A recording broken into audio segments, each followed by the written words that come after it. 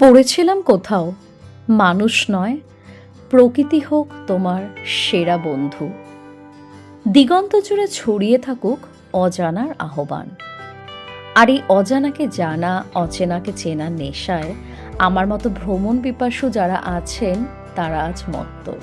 আমার কাছে ভ্রমণ কোনো গন্তব্য নয়, শুধু এ যেন এক গল্প। আর এরকমই এক অচেনা অজানার গল্প নিয়ে আমি রিঙ্কি চলে এসেছি এক্সপ্লোরার রিংসের পেজে। আজ আমার গন্তব্য নর্থ বেঙ্গলের আরেকটি কম পরিচিত গ্রামে, যার নাম তাবাকোশি। মিরিকের সাথে কম বেশি আমরা অনেকেই পরিচিত। মিরিক থেকে মাত্র 9 কিলোমিটার দূরে অবস্থিত তাবাকোশি নর্থ বেঙ্গলের এক অন্যতম উল্লেখযোগ্য হ্যামলেট। সমুদ্রপৃষ্ঠ থেকে 3000 ফিট উচ্চতায় অবস্থিত তাবাকোশি তার প্রাকৃতিক সৌন্দর্য, মানে চায়ের বাগান, রংভং নদী, সবুজে মোড়া পাহাড়, সব নিয়ে তার পসরা সাজিয়ে পর্যটকদের জন্য বসে আছে।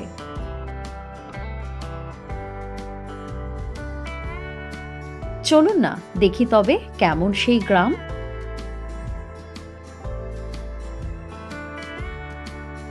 আজ সকালের ঘুমটা ভাঙল রেলিং বিজন বাড়িতে, আর তার গল্প তো আপনারা দেখেছেনই আমার রেলিংয়ের পর্বে।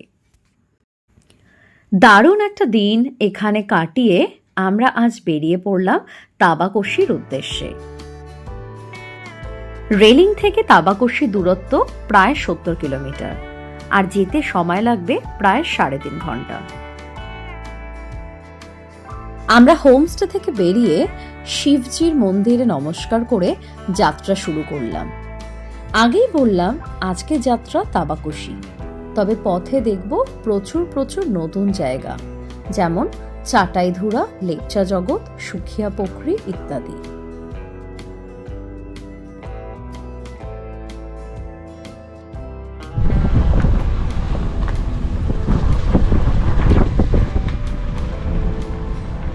রেলিং থেকে আমরা এখন নিচের দিকে বিজন বাড়ির দিকে নামছি।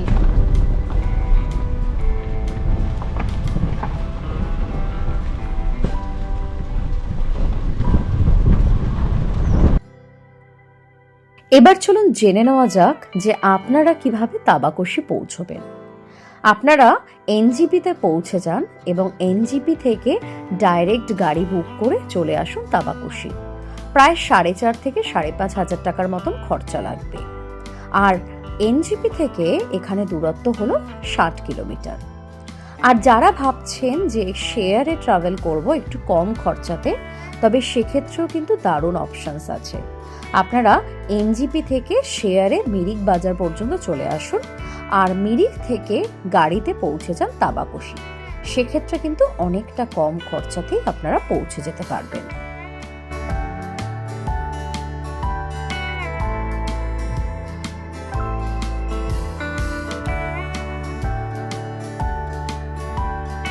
প্রায় 15 কিলোমিটার মতো আগিয়ে আমরা পৌঁছালাম পুল বাজারে। আর এই ব্রিজটি বিজনবাড়ির সাথে দার্জিলিং এবং মিরিককে কানেক্ট করে।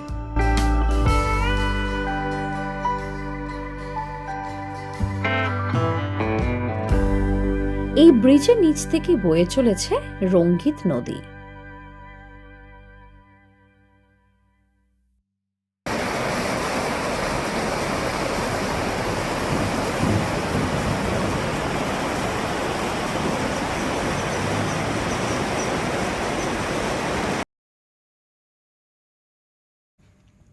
এবার আমরা আগিয়ে চললাম ঘুম ব্যঞ্জনের দিকে, আর এই ক্রস করলাম পুল বাজার পুলিশ চেকপোস্ট। আমার এই সুন্দর যাত্রার সঙ্গী সবসময় হয়ে থাকলো নীল আকাশ, আঁকাবাঁকা পথ, চায়ের বাগান, আর তার সাথে পাহাড়। রাস্তা দিয়ে যেতে যেতে একটা অসাধারণ ভ্যালি ভিউ দেখতে পেলাম। আমি গাড়িটা সাইড করে জাস্ট এখানে দাঁড়িয়ে পড়লাম। এইসব জায়গা ছেড়ে যাওয়ার একটুও মন করছে না। যতই ভাবছি যে আর 2 দিন বাদে কলকাতা চলে যেতে হবে, মনটা যেন কেমন খারাপ হয়ে যাচ্ছে। কি অসাধারণ! চারিদিকে শুধু বিস্তৃত পাহাড়, আর পাহাড়ের কোলে কোলে বাড়ি। ভীষণ ভীষণ সুন্দর।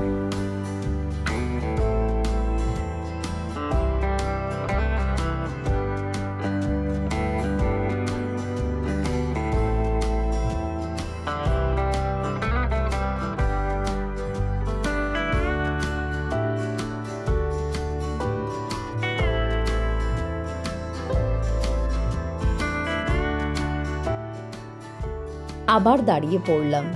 বলুন তো, এমন জায়গা ছেড়ে কিভাবে তাড়াতাড়ি গন্তব্যে পৌঁছাবো?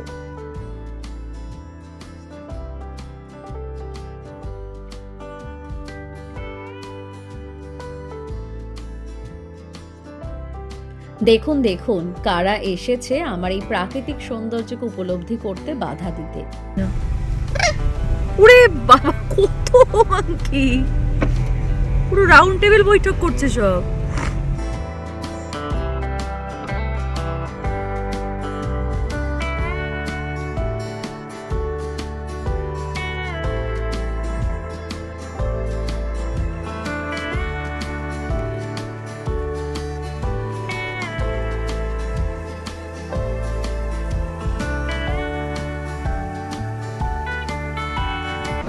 আমরা দাঁড়িয়ে আছি এখন ঘুম ব্যঞ্জনে।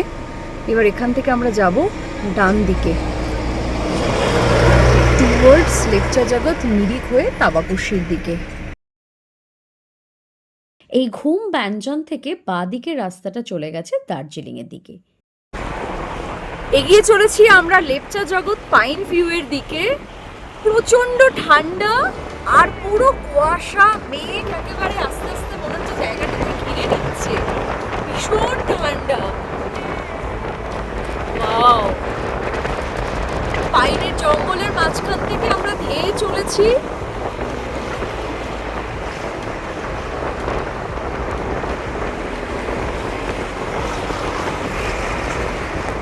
আমরা এখন যেতে চলেছি লেপচা জগৎ পাইন ফরেস্টের দিকে। আর এখান থেকে প্রায় 6 কিলোমিটার মতন দেখাচ্ছে। পাইনের চারিদিকে পাইনের বনে ভর্তি, আর তার সাথে মেঘ একেবারে দেখুন পুরো নিচে মনে হচ্ছে নেমে চলে আসছে। এই দেখুন পুরো মেঘ ঘিরে দিচ্ছে মনে হচ্ছে জায়গাটিকে। ওয়াও!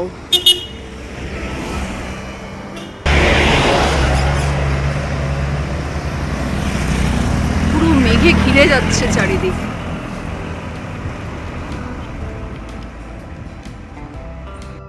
পুরো সামনেটা দেখুন একদম মেঘে ঢেকে গেছে। আমরা এখনো 5 কিলোমিটার দূরে লেপচা জগৎ পাইন ভিউ ফরেস্ট থেকে। জাস্ট রাস্তার মানে কিচ্ছু দেখা যাচ্ছে না, পুরো একদম মেঘে ঢেকে গেছে। লেপচা জগৎ যেতে একটা জায়গা পেলাম যেখানে আই লাভ চাটাইদুরা বলে খুব সুন্দরভাবে ডেকোরেট করা, সাথে ফরেস্ট ইকো ট্যুরিজমের পাইন ভিউ একটা গেট করা আছে। আর এখান থেকেই চাটাইধুরা ভিউ পয়েন্ট আছে। এই যে রাস্তাটা উঠে গেছে উপরে, এখান থেকে যাওয়া যায় চাটাইধুরা ভিউ পয়েন্টে, এবং কোকো মিউজিয়াম বলেও লেখা আছে। জায়গাটা ভীষণ সুন্দর লাগলো, তাই একটু দাঁড়িয়ে গেলাম ভিডিওগ্রাফি করে আপনাদের সাথে শেয়ার করতে। এখানে আসার পথে চোখে পড়লো প্রচুর হোমস্টের অ্যাড, তো এখানেও ডেফিনেটলি তার মানে থাকার কোনো জায়গা আছে।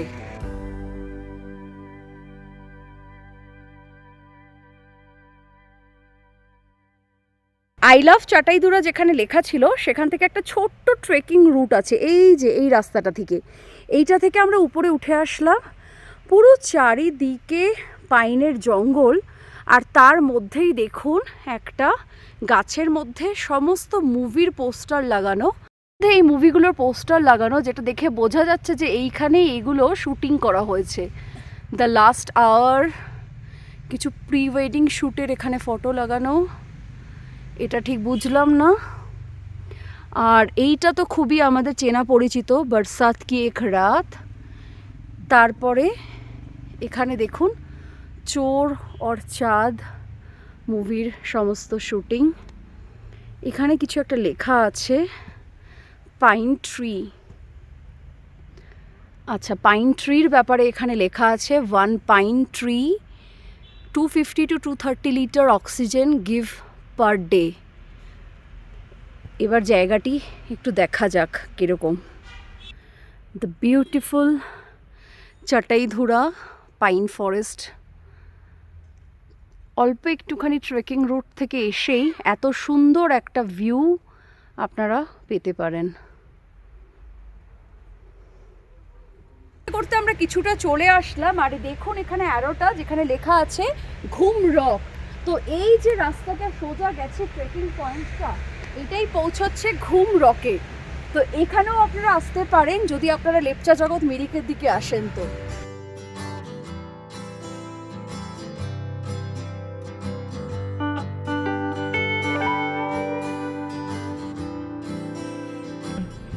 এই আমরা ঢুকে গেলাম লেপচা জগতের দিকে। জাস্ট 1 মিনিট এখান থেকে লেপচা জগৎ পাইন ভিউ পয়েন্ট থেকে স্ট্রেট শিলিগুড়ি চলে যাওয়া যায় 73 কিলোমিটার, সান্দাকফু 43 কিলোমিটার ট্রেকিং পয়েন্টটা এখান থেকে। রাস্তার দুপাশে ভর্তি হোমস্টে। সরি, একটা বাম্পার এসে গেছিল যার জন্য একটু ভিডিওটা খারাপ হয়ে গেল। আর এই আমরা চলে এসেছি অলরেডি পাইন ভিউ পয়েন্টে।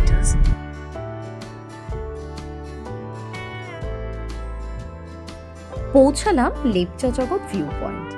এখান থেকে পাইন ভিউ পয়েন্ট এবং লেপচা জগৎ ভিউ পয়েন্ট দুটোই দেখতে পাবেন। এই হলো টিকিট কাউন্টার। এখানে 20 টাকা টিকিট কেটে আপনারা ঢুকতে পারবেন ভেতরে। ভেতরে ঢুকেই পাইনের ফরেস্টের যে অপরূপ রূপ, তাতে মুগ্ধ হবেনই হবেন। আমি দু চোখ ভরে দাঁড়িয়ে দাঁড়িয়ে সেই দৃশ্য মনের মণিকোঠায় এবং ক্যামেরা বন্দি করলাম।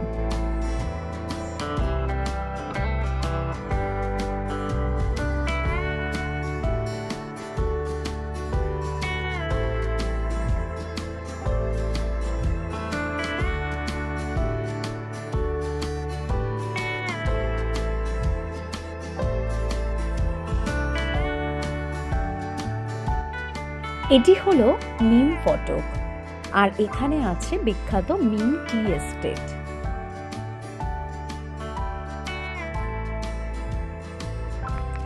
প্রায় 9 কিলোমিটার মতো আগাতেই আমরা পৌঁছে গেলাম সুখিয়া পুখরি। এই সুখিয়া পুখরি হলো দার্জিলিং ডিস্ট্রিক্টের এক জনগণনা নগর। শুধু তাই নয়, এটি এক উল্লেখযোগ্য অফবিট ডেস্টিনেশন। তাই তাবাকোশি আসলে এটিও কিন্তু ঘুরতে একদম ভুলবেন না। এখন আছি সুখিয়া পুখরি বাজারে। আমরা জাস্ট লেপচা জগতের দুটো সাইট সিন ছিল করে এখন এগোচ্ছি তাবাকোশির দিকে। আমাদের যে হোমস্টে সেটি পৌঁছতে প্রায় এখান থেকে ঘন্টাখানেকের উপরে সময় লাগে। সুখিয়া পুখরি বাজার ক্রস করছি, দেখুন বিশাল বড় মার্কেট।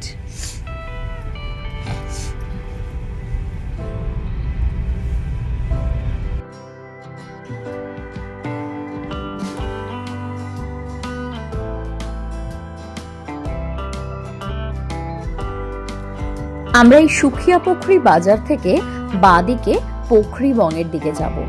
এখান থেকে তাবাকোশি প্রায় 14 কিলোমিটার দূরে।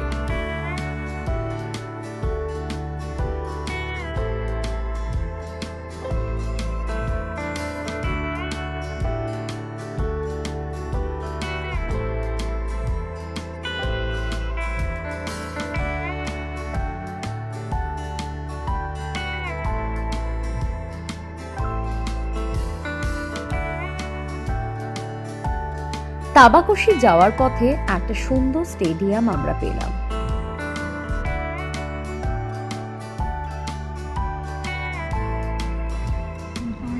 Way to তাবাকোশি। সো আমরা তাবাকোশির কাছে অলমোস্ট পৌঁছে গেছি। এবার যেহেতু তাবাকোশিতে ঢুকেই পড়েছি, চলুন আপনাদেরকে জানাই এই তাবাকোশি নামের উৎপত্তি কোথা থেকে। তাবাকোশি দুটি নেপালি নাম দিয়ে তৈরি। তাম্বা মানে তামা, আর কোশি মানে নদী। রাংভাং নদীর উপর ঘন জঙ্গল দেখে মনে হয় যেন নদীর উপরে তামার এক দেশ। সেখান থেকেই এই জায়গার নাম হলো তাবাকোশি।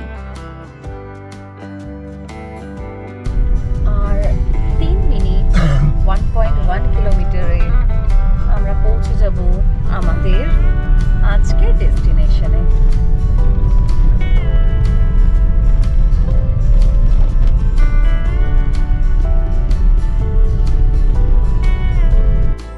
অবশেষে পৌঁছালাম আজ আমাদের থাকার জায়গায়, সুনগাভা রিসর্ট। চলুন সবার আগে আপনাদেরকে রুম ট্যুরটা দিয়ে দিই। এটা হলো এন্ট্রি গেট। এন্ট্রি গেট দিয়ে ঢুকেই পেয়ে যাবেন এখানে একটা বড় ড্রয়িং রুম। দেখুন, দুটো সোফা সেট আপ, তার সাথে সুন্দর একটা টেবিল, আর এর সাথে আছে এখানে একটা টিভি। আর এই হলো স্টেয়ার কেস। স্টেয়ার কেস থেকে উপরে গেলে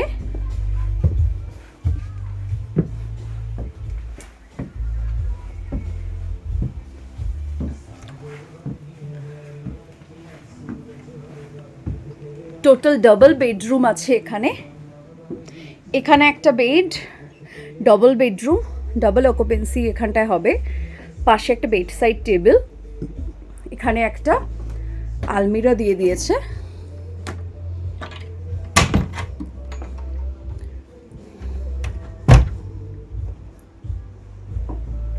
এই যে আলমিরা দেওয়া, এখানে এক্সট্রা পিলো এবং ব্ল্যাঙ্কেট রাখা আছে।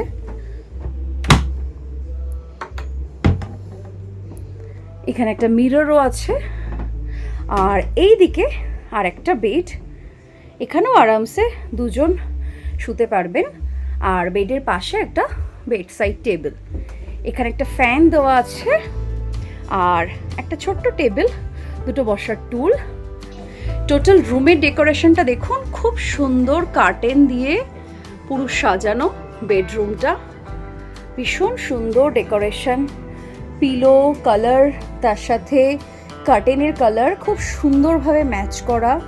এখানে নিচে, বেডের নিচে আবার একটা কার্পেটও আছে। আর ওয়াশরুমটা হচ্ছে নিচে। আমি আপনাদেরকে নিচে গিয়ে একবার ওয়াশরুমটা দেখিয়ে দিচ্ছি। এইখানেও যে জায়গাগুলো আছে, এইগুলোতেও দেখুন কার্টেনের ব্যবস্থা আছে।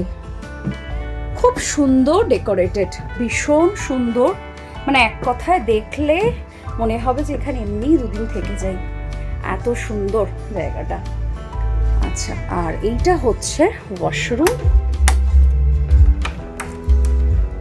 বেশ স্পেসিয়াস একটা ওয়াশরুম, কোমোড সাথে গিজার, এখানে টাওয়াল রাখা আছে, শাওয়ার, শাওয়ার, এখানে ওয়াশ বেসিন, তার সাথে টয়লেটারিজও সমস্ত দেওয়া আছে। তো এক কথায় অসাধারণ। আর হোমস্টের বাইরেটা তো মানে জাস্ট দেখার মতন। দেখতেই পাচ্ছেন বোধহয় লাইট জ্বলছে পুরো, এবং মিউজিক বাজানো, ভীষণ সুন্দর এক কথায়। এই আমি এবার এখান থেকে বেরিয়ে গেলাম। এই হচ্ছে হোমস্টের বাইরেটা। পুরো রুমটার একটা রুম ট্যুর দিলাম। আশা করি আপনাদের এটা বেশ ভালো লাগারই কথা। ভীষণ সুন্দর, ভেরি ওয়েল ডেকোরেটেড। আর আমার তো ড্রয়িং প্লেসটা এত পছন্দ হয়েছে যে মনে হয় এখানে বসেই পুরো সময়টা কাটিয়ে দিতে পারবো। ভীষণ সুন্দর। এবার সময় সন্ধ্যাবেলায় লাঞ্চের। আর এই হলো ডাইনিং প্লেসটা। এই যে বিশালাকার ডাইনিং এরিয়া, এখানে কিন্তু আউটসাইড ভিজিটার্সরাও আসতে পারেন এবং রেস্টুরেন্টের ফ্যাসিলিটি অ্যাভেল করতে পারেন। এবার দেখে নিন লাঞ্চে কি কি ছিল। রাইস, স্যালাড, পাঁপড়, আলু ভাজা, সবজি, ডাল এবং চিকেন। এটা পুরোটাই আমাদের প্যাকেজের মধ্যে ছিল, মানে ডিনার, লাঞ্চ, স্ন্যাক্স এবং ব্রেকফাস্ট। আজকের মতো তাবাকশির গল্প এখানেই শেষ। তবে পরবর্তী পর্বে থাকবে যে তাবাকশি থেকে আমরা কি কি সাইট সিন করলাম। পর্বটি আশা করি সবার ভালো লেগেছে। ভালো লাগলে অবশ্যই লাইক, শেয়ার এবং সাবস্ক্রাইব করে নেবেন। फिर मिलेंगे next week with a new episode. ভালো থাকবেন, ভালো রাখবেন।